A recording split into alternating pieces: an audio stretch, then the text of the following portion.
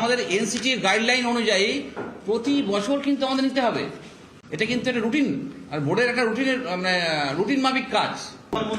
হ্যাঁ, খুব ভালো কথা বলেছেন। এই টেট পরীক্ষা তো একটা টেট হচ্ছে টিচার এলিজিবিলিটি টেস্ট। এটা কিন্তু আমাদের এনসিটির গাইডলাইন অনুযায়ী প্রতি বছর কিন্তু আমাদের নিতে হবে।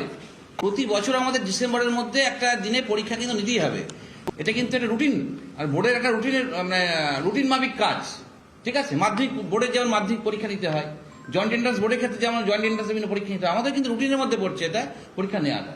যার ফলে এবার নেওয়ার পর ধরুন টেট পরীক্ষা যেমন হচ্ছে, প্রতি বছর জানেন যে আপনার কলেজ সার্ভিস কমিশনের জন্য সেট পরীক্ষা বা নেট পরীক্ষা দুটো করে হয়, আপনারা জানেন। যার ফলে এটা তো এলিজিবিলিটি টেস্ট। এটা হবে যখন আমাদের ভ্যাকেন্সি থাকবে, আমাদের বিজ্ঞপ্তি বেরোবে, তখন সেই দিনে যতজন পাস করা থাকবে, মানে কোয়ালিফাইড ক্যান্ডিডেট থাকবে, তারা অ্যাপ্লাই করতে পারবে। এর সঙ্গে ক্যান্ডিডেটের কোনো বেনিফিট নেই। বিভিন্ন জেলাতেই ঘটনা ঘটছে, বর্ধমান থেকে শুরু করে বিভিন্ন জায়গায় ঘটনা ঘটছে।